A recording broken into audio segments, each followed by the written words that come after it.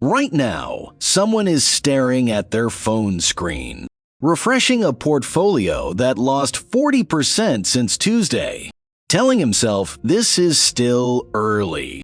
That quiet confidence that crypto is the future, and everyone else just doesn't get it yet, is the most expensive lie you can tell yourself. And yet the story persists decentralized, trustless, free from government, a currency for the people. It sounds like the back of a pamphlet someone hands you at a bus stop. The pitch was beautiful in 2009 when Satoshi Nakamoto mined that first block and a very specific corner of the internet lost its mind. A digital uprising against every bank that ever charged you an overdraft fee for being $3 short. Who wouldn't want that?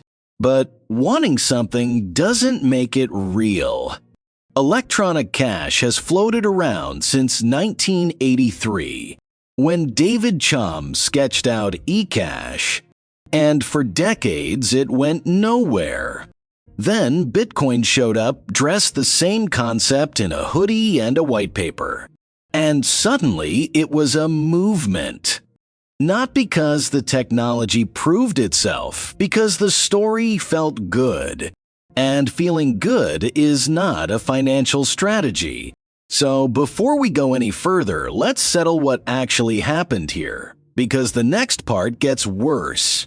The people who actually manage money for a living, the ones overseeing trillions with legal obligations, to not blow up their clients' retirement. They recommend putting 1 to 2% of your net worth into crypto. 1 to 2%, that is the allocation. You'd give a lottery ticket you found in a coat pocket. Warren Buffett looked at Bitcoin and called it rat poison squared. Not rat poison squared. Jamie Dimon, the guy running JP Morgan Chase, said it does nothing. These aren't bloggers with ring lights. These are people whose entire careers depend on knowing where money grows and where it goes to die. So let's do the math nobody at the meetups wants to do. Bitcoin's annual volatility sits around 60%. The US stock market averages about 15. That makes crypto roughly 4 times more unstable than the thing your financial advisor already loses sleep over. A guy puts 10 grand into Bitcoin on a Monday. By Friday, he is looking at 6,000. No hack, no scandal. Just a normal week doing normal Bitcoin things. The risk-adjusted returns, the actual metric professionals use to decide if something belongs in a portfolio, are garbage.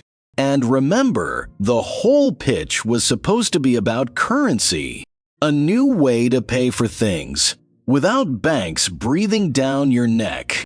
Except out of every business on the planet, about 18,000 accept Bitcoin. That sounds like a real number until you do the division and realize it is a rounding error. The ones that do accept it, most of them run it through a payment processor. That converts to dollars the instant the transaction clears. The store doesn't want your Bitcoin. They want what Bitcoin can briefly pretend to be. High fees, wild price swings, rampant fraud. It functions as a currency, the same way nail clippers function as a lawnmower. So it is not a currency, and as an investment, the people paid to know better treat it like a novelty you shove in a junk drawer. Which leaves a question that should genuinely bother you. If it is not money and it is not a smart bet, what exactly have people been pouring their paychecks into? Because the answer to that is where this whole story starts to come apart at the seams. Picture someone refreshing a portfolio page at 2 a.m. that no longer loads, because the token they bought 3 weeks ago simply doesn't exist anymore. Not down 80%, not underperforming, gone. And that is not a freak accident. CoinGecko tracked over 7 million coin listings since 2021. More than 3.7 million of them are now considered dead. Over half the entire market just erased. That is the architecture nobody wants to name out loud. The people who launch these tokens, the insiders, the early wallets, the dev teams, they pull real dollars out on the way up. Actual money into actual bank accounts, while the charts still look green. And the retail crowd buying in on the hype. Scrolling through Twitter on a lunch break, they're not investing. Their exit liquidity. They are the product being sold to the next round of buyers who are also the product. You've got a coin flip chance of your money surviving the night. Not because markets are unpredictable, because someone on the other side of that trade designed it to empty your pocket from the jump. For every screenshot of a gain, thousands of people are staring at a zeroed-out balance, wondering what went wrong. And the honest answer is nothing went wrong. Not for the people who built it. Everything went exactly according to plan. So, when the industry finally surveyed this wreckage and decided it needed a grown-up solution, they invented stablecoins. Tokens pegged to something real like the US dollar, the responsible corner of the casino. And that is exactly where Terra and Luna walked in, with a pitch that sounded almost too reasonable to question. $45 billion vanished in 7 days. Not because of a war, not because of a natural disaster, but because a math equation hiccuped, and the people who lost everything in Terra's collapse, the ones staring at a portfolio, that went from 6 figures to a rounding error overnight. They all had one thing in common, not greed, not stupidity, they just never asked. One boring question before they clicked deposit. Same story at FTX. A guy in cargo shorts convinced the entire financial world he was the second coming of Warren Buffett. Sequoia wrote love letters about him. Super Bowl ads made him look like your trustworthy neighbor. And behind that curtain, customer money was being siphoned into a hedge fund like someone quietly draining a swimming pool, while the party was still going. Every single person who wired funds to that exchange skipped the same step. They felt safe, so they acted fast. So here is the unsexy, painfully boring thing that actually works. Before you move $1 into anything, any platform, any token, any opportunity, your group chat is losing its mind over. You open your Notes app and type one sentence. If this disappears tomorrow, what do I get back? That is it. Not a spreadsheet, not a risk assessment framework. One sentence typed with your thumbs. Probably while sitting on the toilet.